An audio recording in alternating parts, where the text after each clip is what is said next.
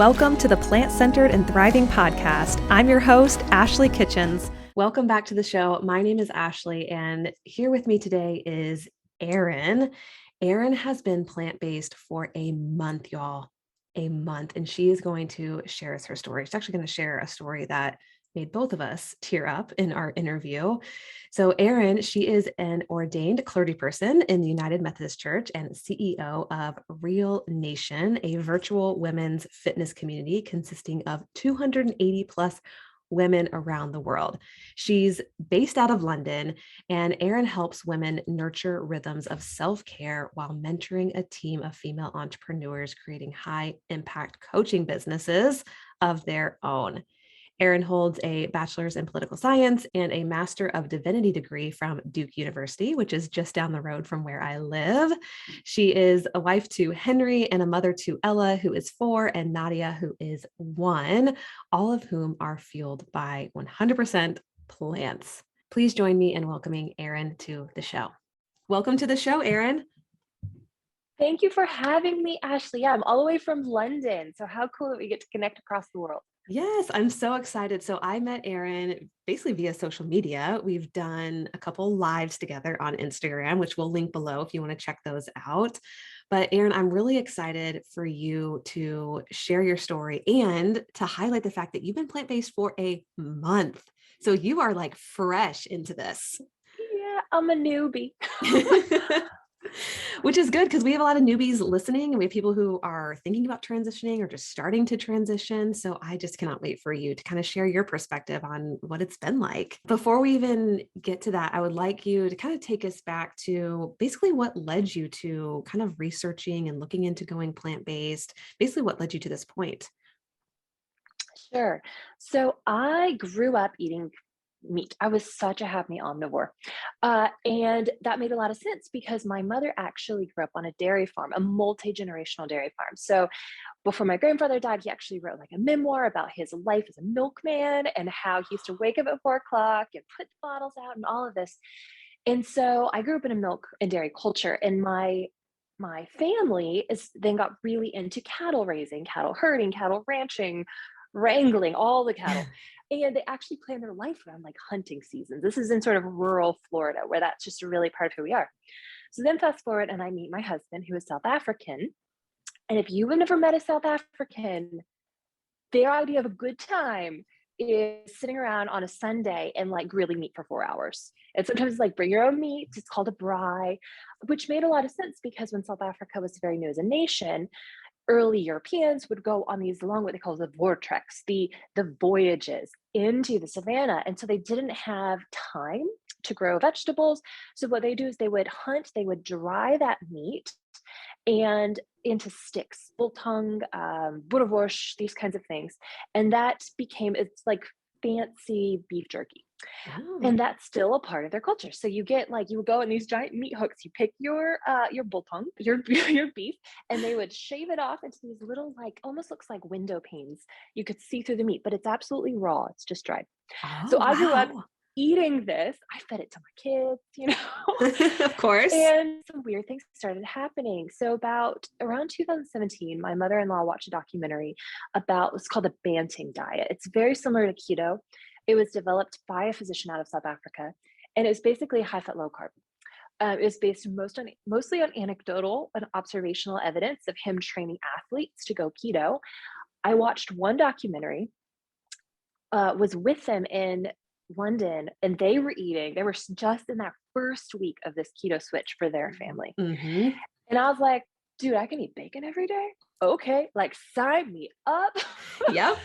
I was like, wait, I can get like full fat milk and I can eat my berries with cream. Like these were actually things that I started to do for an entire year.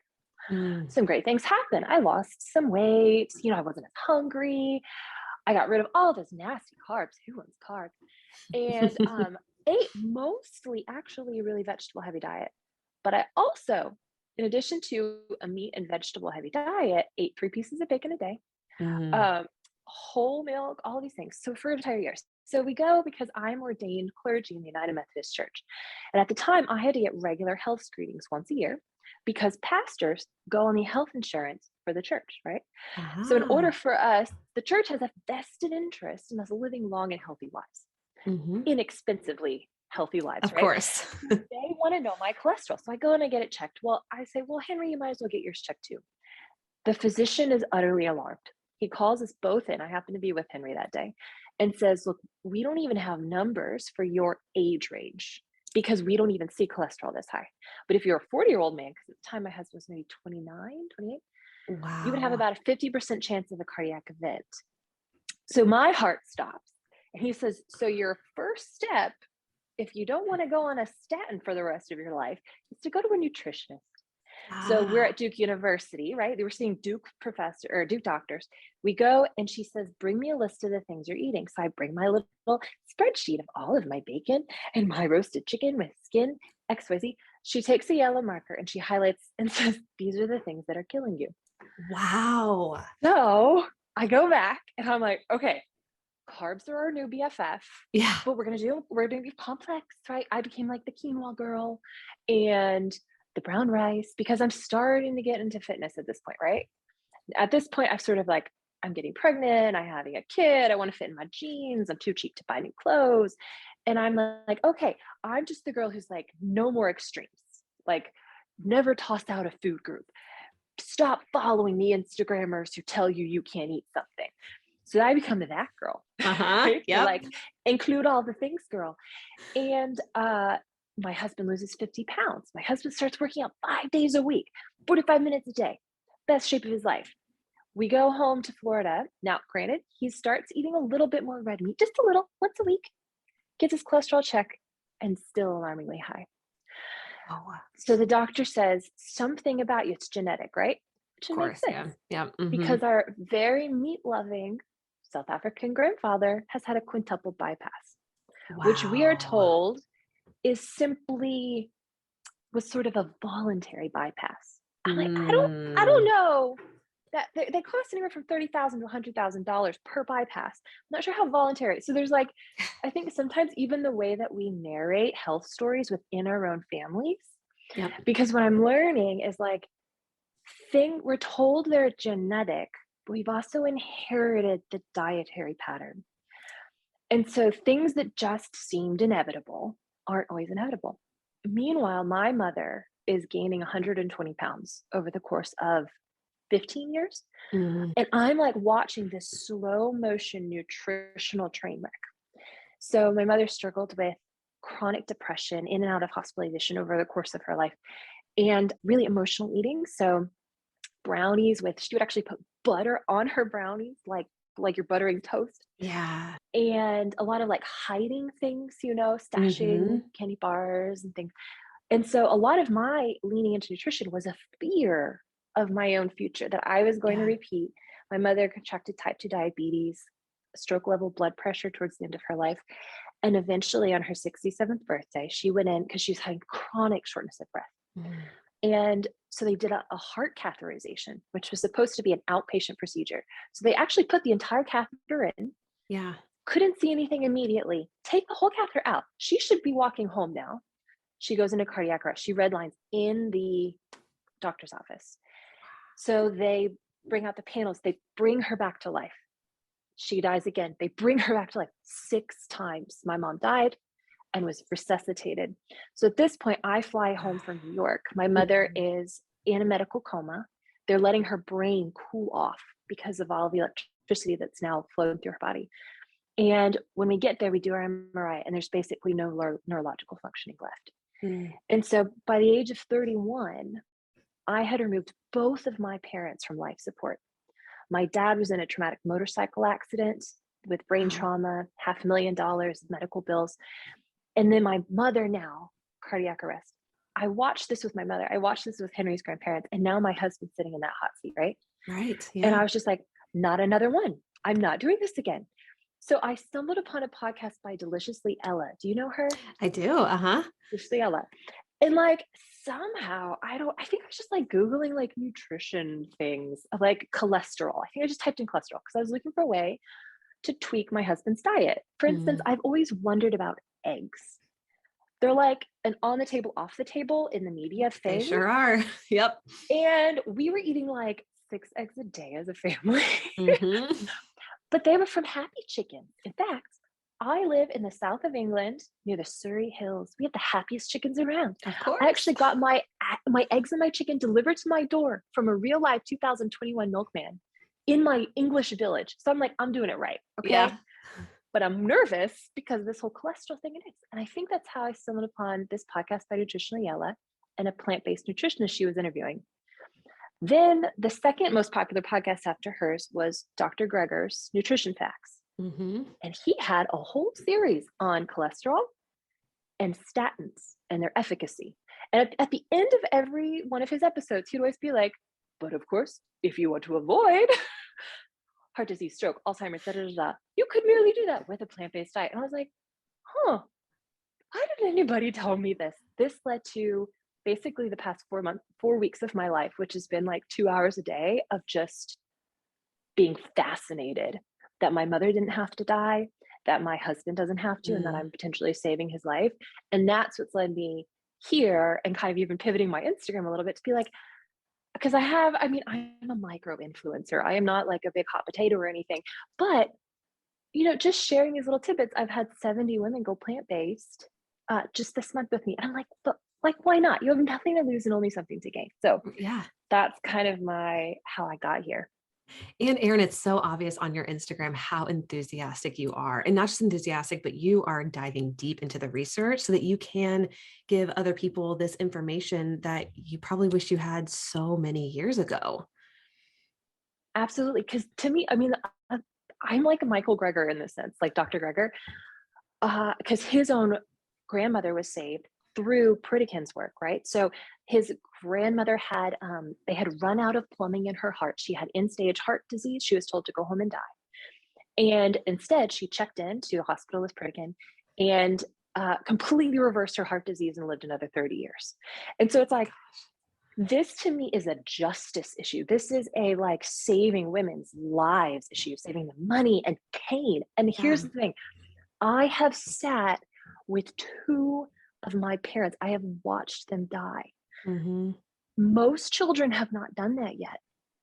And if you realize that most end of life diseases, whether it's going to be fatty liver disease, kidney disease, heart disease, eventually you're going to get to a life support stage. Hmm. And then do you know how your loved one is going to die? It's either asphyxiation or choking. Like something, because they're not going to die from the morphine for the Yeah. pain. They're not going to die, or starvation. My father died of starvation, and my mother um, died of organ failure, Mm. honestly. But I remember I was sitting in this hospital with my mother, and all of these things were beeping, these noises. And I was all alone because my sisters were doing like shifts.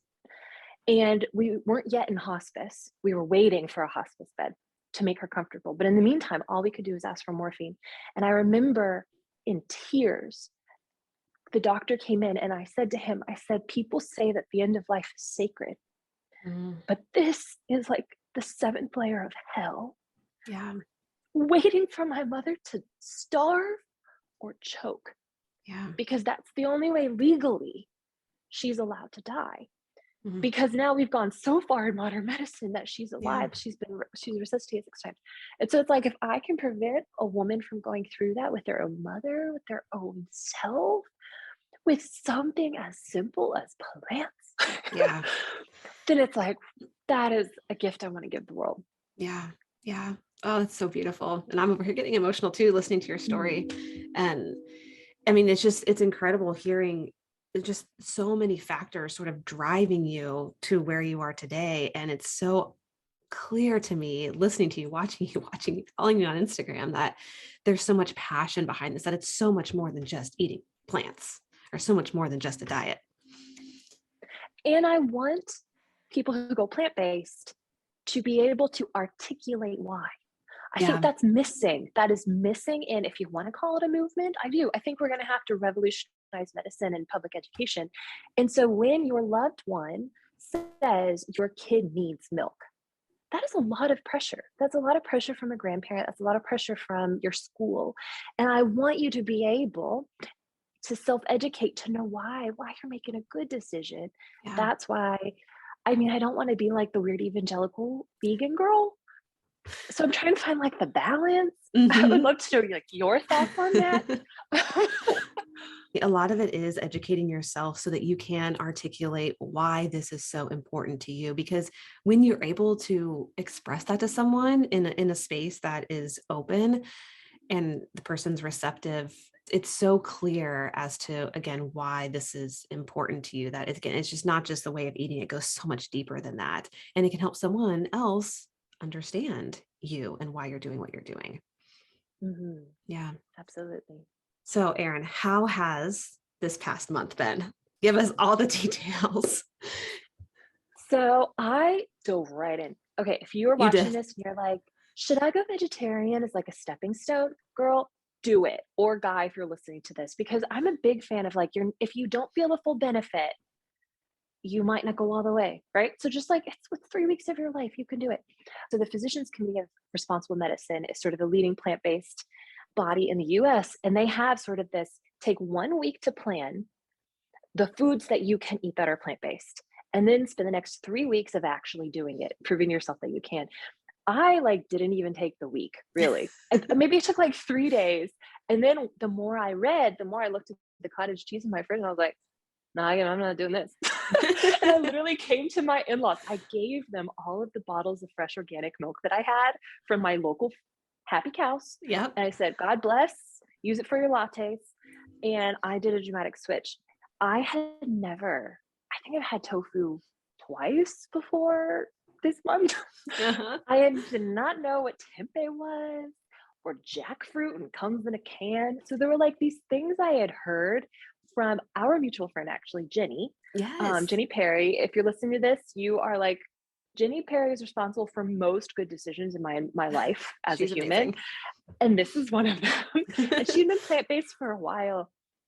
And so I basically looked at the things in my life that were meat or dairy based, the eggs in the morning, the milk in my coffee slash oatmeal, and the meat that we had at dinner. Because we were already having basically salads Mhm. for lunch. And I was like, okay, so I'm just going to Google some basic minimal ingredient tofu recipes to start, prove to myself that I can do that.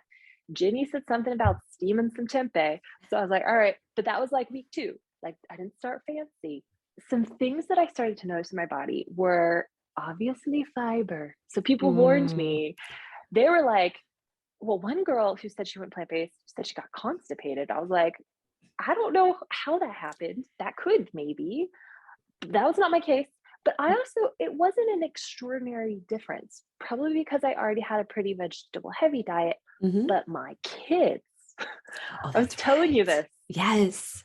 my 15-month-old girl started pooping something crazy. I mean, like, she used to poop once a day, my 15-month-old, and now she poops easily like 3 times a day, which is great because colon cancer runs my family. I'm like, clean it out, girl, clean it out. Yes. Yes. Now, I will say I was ravenously hungry the first week. And you and I were talking about this in the live, and I Mhm. think that it has a lot to do with the calorie density of our food and retraining your eyes because you look at the exact same quantity of food. Like, let's say I swapped my eggs for my tofu or something like this. I think it's just not going to have the same caloric punch. And so I might get a little hungrier 2 hours later.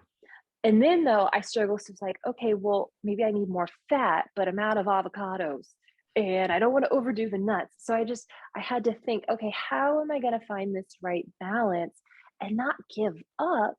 This is the message I want people to take home. Yeah. Just because you don't do it perfect the first week when you're learning about your body doesn't mean it's not good. You're undoing a lot of stuff inside your body Yeah. and you're retraining your eyes and your brain and your stomach for what this feels like. So now, gosh, I'm only 4 weeks in and I feel like I've been doing it for forever. Ah. I'm not hungry anymore. I've like done jackfruit. I still haven't done seitan yet. Mhm. Seitan? Can't even Satan, say you're it. right. Yep. Seitan. Yeah. But yeah, I still crave meat sometimes, Yeah. but it's not a craving. Henry and I were talking about this, my husband. It's just like if we see something, let's say on a billboard or our in-laws mention it, it like feels like a good idea. We're like, ooh, yeah, like barbecue. Mm.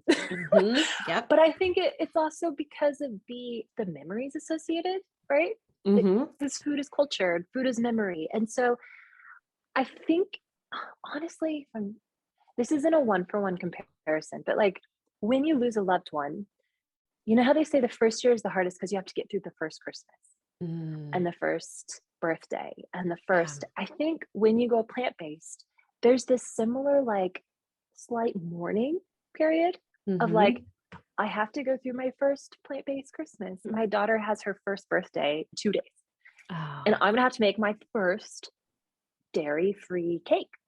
And I'm like, huh, interesting. I mean, I'm not feeling like sentimental about it necessarily, but it's another first. yeah. And where it might be harder than it was because I have to find a new recipe and these things. Yep. And so, yeah, I feel nostalgic about meat, but I'm just learning to embrace and love. I've never tried barbecue tofu, but I would assume it's a thing. Ooh, yes. And there you go. I'm participating in a barbecue and I'm doing it in a plant-based way. Yeah, absolutely. And I like that you highlighted that as well, that it's natural to kind of see something and be reminded of like, oh, remember when we used to have barbecue with our friends or whatever it is, because food is so much more than just food. Like you said, it's culture, it's memories, it's celebrations like a birthday. And I think that's a beautiful way to state it, that just because like you see something and you're like, oh man, that does sound good. That's okay. There's nothing wrong with that. That's actually perfectly normal, especially when you're starting out on your journey. And I like, Erin, too, what you said. You had said something about you haven't really done anything fancy. And a big part of this was, well, you highlighted that the physicians committee, how they recommend planning that first week. And I think those two things are really important. You by no means have to do anything fancy. You don't have to make these like crazy bowls that you see on Instagram that are really, really colorful. You can have rice and beans and tofu and make it really simplistic if that's what you want to do. And also that planning piece, especially in the beginning stages, does make it so much more sustainable, especially if you're wanting to go plant-based a lot quicker than over the course of several years, which is what I did. So I love that you highlighted that as well. And just a quick like logistical tip if it's helpful. So I just have a very simple note on my phone. And basically, I think of meal planning in three categories: soy, beans, and pasta. Like it's just really simple. Hmm. And I pick two entrees a week.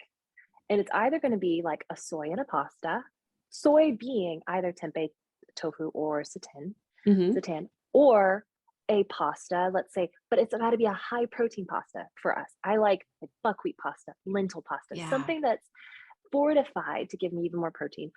Or it's a bean base, it's a bean burrito, it's a chickpea chili. So that, and the reason why I give this practical tip to people is because I think people say, oh gosh, I'm going to be plant based and now I'm just going to eat beans like forever, just beans.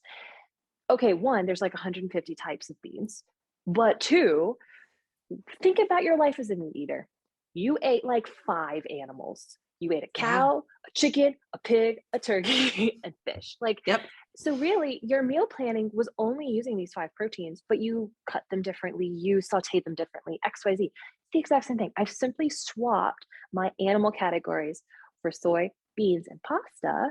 And suddenly it's like it's simple enough and yet broad enough that I have this culinary like cornucopia of ideas. And so I have this simple note on my phone and I just do one, two. And I'll put like this week for me was Korean barbecue tempeh. And then I put a dash and I put a link to a Oh, vegan yeah.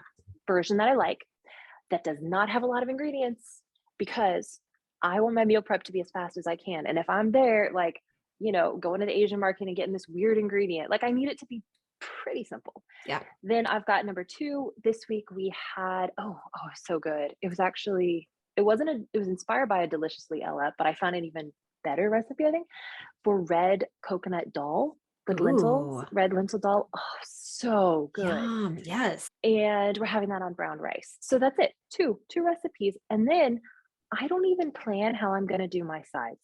This is what I do. I get a local produce box and whatever the farmers give me, I eat.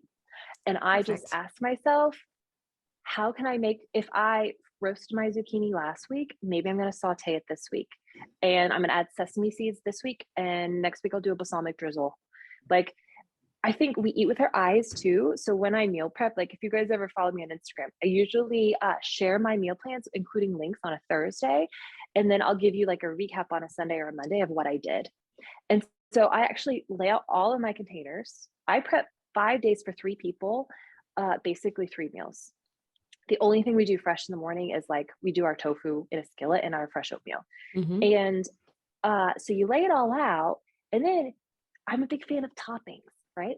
So I have like my sesame seeds and I'm like a fairy and I'm like, I'm going to sprinkle you, going to sprinkle you. I get my little balsamic drizzle. I'm going to drizzle you. And so by the end of it, it's like this rainbow feast that my husband's coworkers are now jealous. Yes. And this is how like the NFL, like if you watched the Game Changers, I saw your amazing post about like Netflix documentaries I need to watch. Yes. And I was like, I need to save this post right now. But like it started with I don't remember what football team it was, but like one of their main players went plant-based and all the other players were like, cook me some of that. Yep. And that's the key. Yeah. I know exactly that. Gosh, she's an amazing vegan chef. It's like a wife of one of the football players, right? That cooks for all of them or a bunch of them. Yes. Yeah. Exactly. Oh, looks so good. And I think I really like what you highlighted too. What you're doing is like reducing that friction of going plant-based. Like you're trying to make it as easy as possible for you to go plant-based by, again, having your meal prep containers sort of all lined up. I've seen them. It's gorgeous. I love the like picture of all your meal prep in your containers. And then also too, like you're making it really appealing to the eye. So it's really beautiful. It's colorful and you're including some variety in there. It could be the same food, but you're cooking it differently or the same ingredient, but you're just approaching it in a different manner. And I think that's the key too, is how can I make this as simple as possible? Because we are so good at overcomplicating things. And that's a lot of what you've done is just how can I make this easy? Utilizing my produce box, kind of using those plant-based proteins that I know I like and enjoy, that type of thing, which is genius. So for someone who is thinking about going plant-based, or kind of where you are, maybe they've had a family member that's had a health scare, or they themselves, their doctor's talking to them about going on medication or something related to that. What kind of advice would you give to someone who's kind of where you were 4 weeks ago or more of thinking about going plant-based? So your first stop needs to be nutritionfacts.org, I think. And particularly the nutritionfacts.org podcast, Nutrition Facts podcast. I mean, this was my entryway.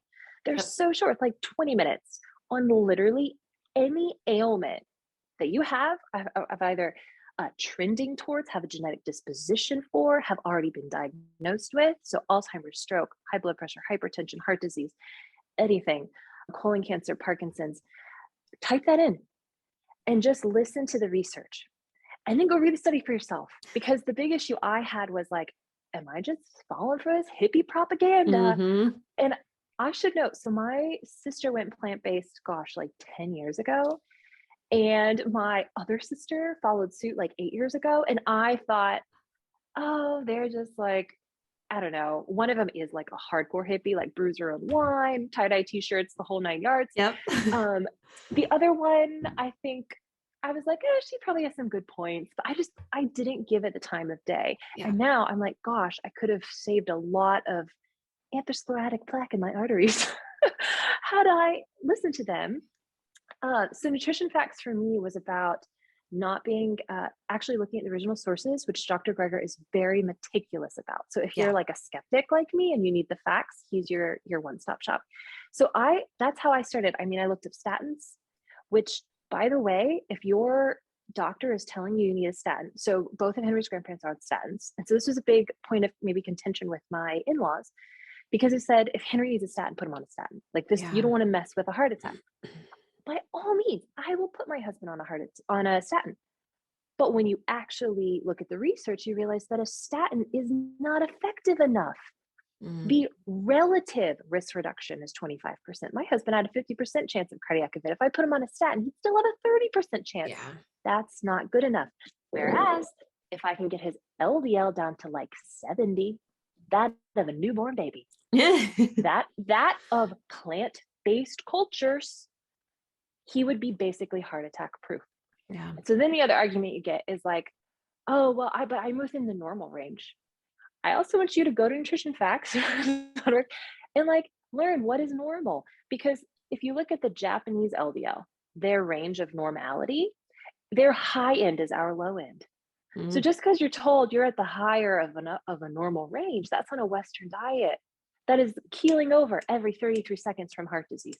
Yeah. So like, I don't want to be a part of this normal. I want to switch my normal. And so again, having the education, if you're a newbie like me, I mean, you don't have to be as nerdy as me because I admit I am nerdy about this stuff.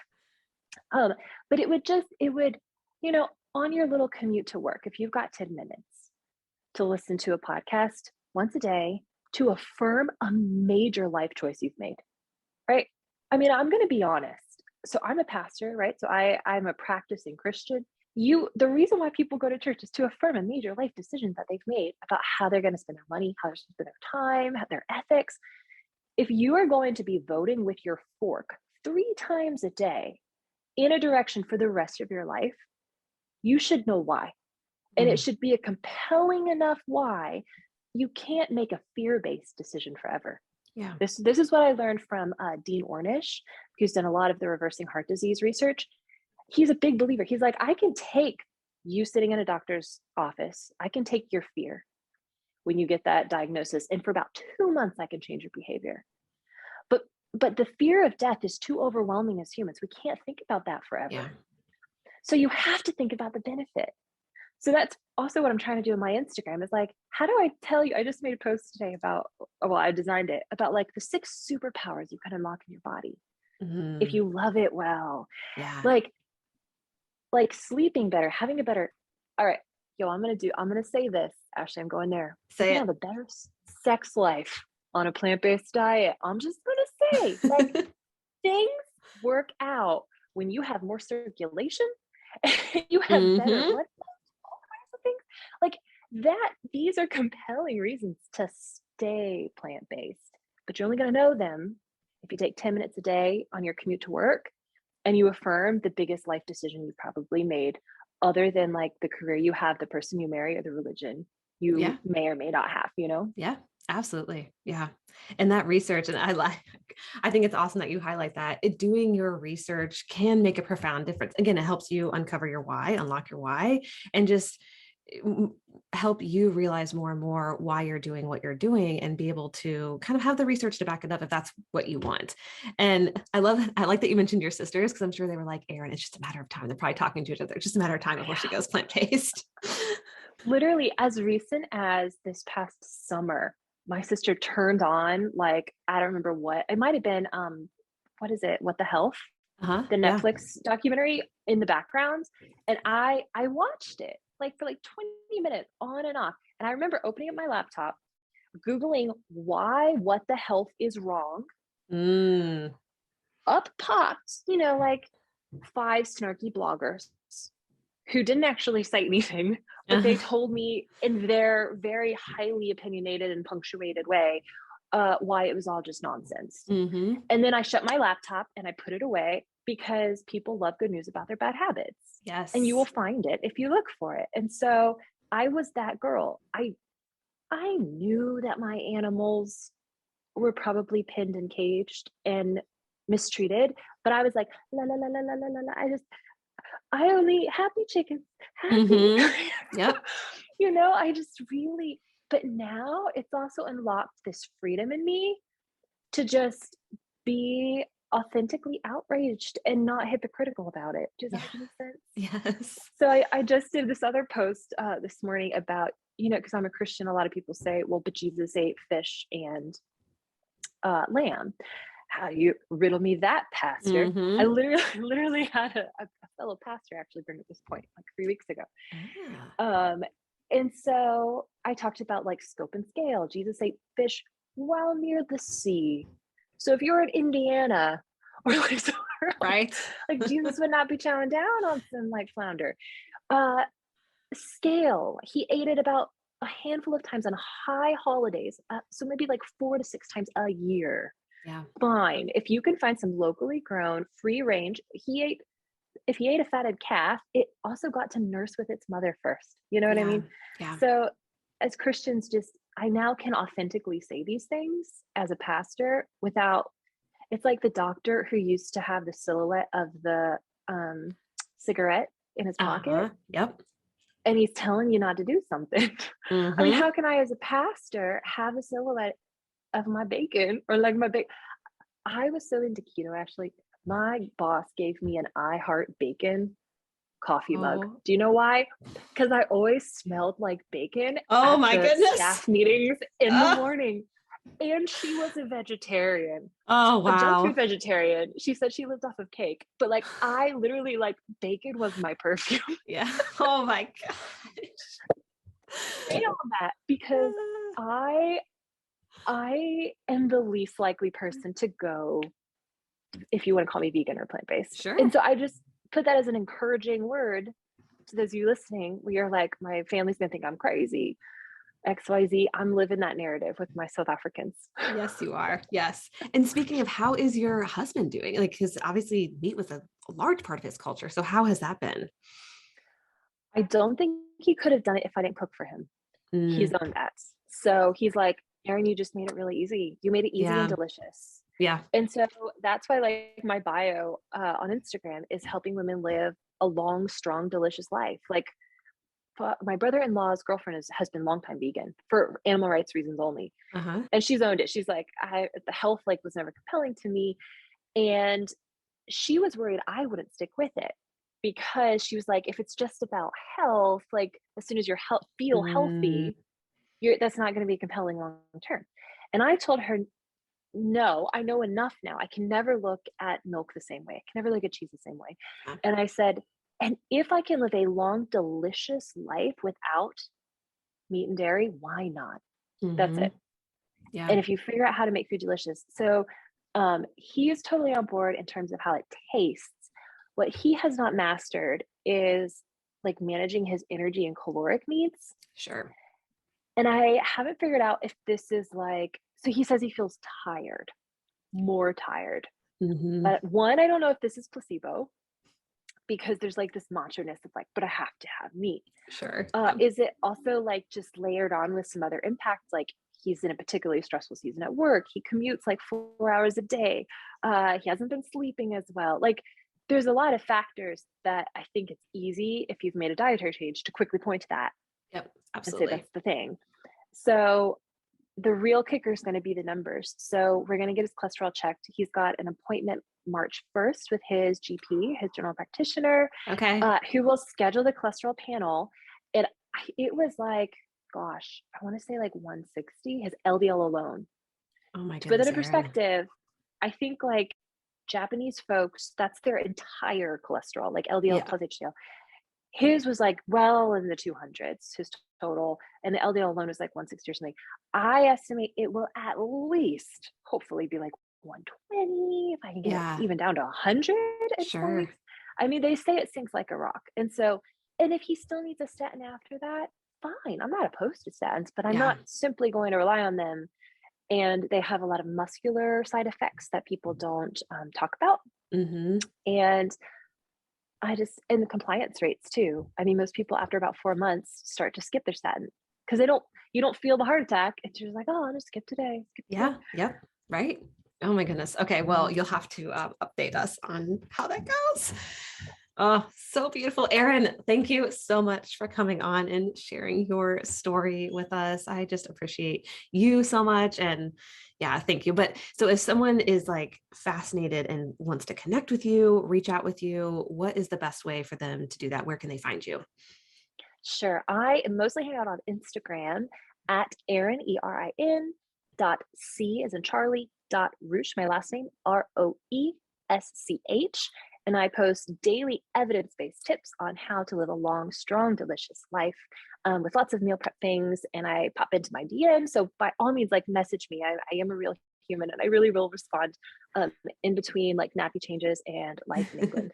Yes, yes. Definitely go visit Erin and say hello, tell her where you came from, and give her a follow because you will not regret following her Instagram page. She has lots of tips, a lot of meal prep ideas, and it's all evidence-based, which if you like to nerd out, that is definitely another place to go for sure.